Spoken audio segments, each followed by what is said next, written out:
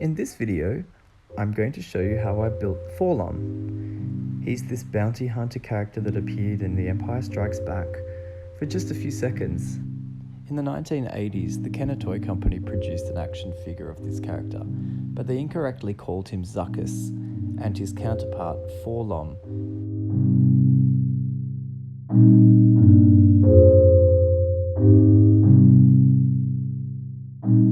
Lucasfilm later decided that LOM was a droid name and Zuckuss would be better suited to his mate. Apart from LOM's brief appearance in The Empire Strikes Back, the characters have never been shown or spoken about in any other canon material. Welcome to my channel, I'm C3PO Down Under, and this is my how-to video. Stay tuned to see how I built LOM. I hope you enjoy my video. LOM has such a weird shaped head, and you can see in this image just what I'm talking about. From the side, it's a bit of an egg, but not quite. The hardest thing I find with designing something from scratch is trying to work out what I'm going to use to create parts. So here I've used a salad bowl and I'm cutting out the lenses for LOM's eyes. In my design process, I just use random bits and pieces to create shapes. Some scrap core float will do. Just glue some bits on and get to work. So I've basically just taken a bunch of crap that I had lying around the house and glued it all together to make it look like something.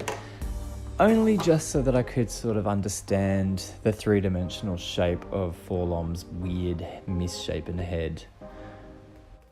You can see what I mean about using just stuff from around the house. Like old containers and bottles are really good for creating form and shape. And when you're putting together a prototype like this, it doesn't really matter. I mean, a lot of that stuff I fabricate out of something else later. The first EVA foam project I worked on was my C3PO costume, or the helmet actually. You can see it here, and it looks pretty bad, but that's how I started creating my patterns, and that's essentially what I'm doing now with LOM, is just copying that process. Here I've positioned the eyes just to get an idea of how this head is going to come together, and also how my head is going to fit inside and how I'm supposed to see out of the facial features of LOM. I get a lot of inspiration from leftover packaging and tubes and plastic bottles and all sorts of lids and things like that. And I'm constantly looking at how I could apply those to something like a prototype or a model. It's so important to keep looking at what you've built and then referring back to the reference photos, because there's often bits that you miss when you're so focused on what you're doing. As you can see here, I've pulled out my salad bowls again and I've fiberglassed them together. I now decided that this was the way forward for me.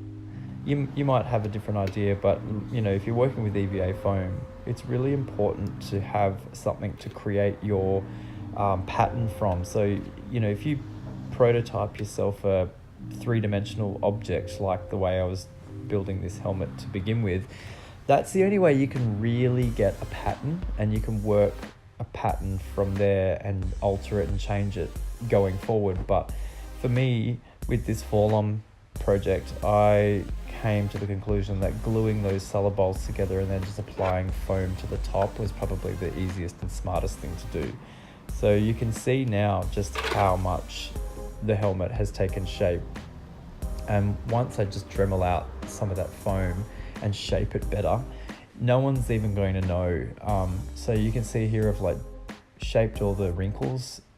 I'm still adding household bits and pieces here and there, but trying it on, you know, just basically getting the fit correct, positioning of the eyes, etc, etc, etc. But basically, you know, I'm kind of happy with how this turned out, and if it wasn't for those salad bowls, I don't really know how I would have created those shapes from scratch.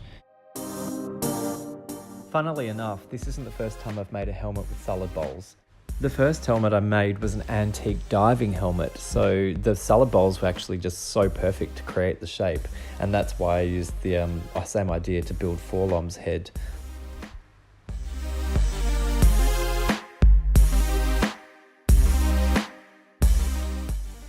Here's some images of another guy who's got a proper 4LOM costume. I just think this thing is so awesome, but it's also important for me to see how this helmet works.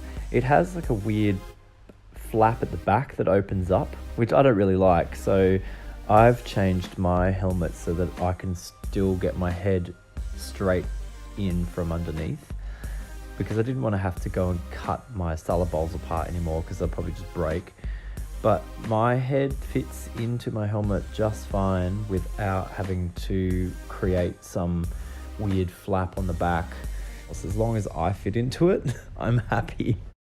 These are the salad bowl eyes that I started creating at the beginning of the video. Now you can see I have detailed them a little bit, and I've sprayed some green kind of varnish on them to give them that bug eye kind of look. The detailing I've done with hot glue, it's not entirely accurate, but it kind of just gives the impression at least. I'm currently working on a way of making the bits inside the cracks kind of project out a little bit more and look like it's kind of like a balloon bulging through a cage almost, if that makes sense. Because that's how 4LOM looks in the movie and on all the other costumes. And I want my eyes to look amazing. But anyway, that's what I'm up to. I hope you enjoyed my video. I'll see you in the next video. Bye for now.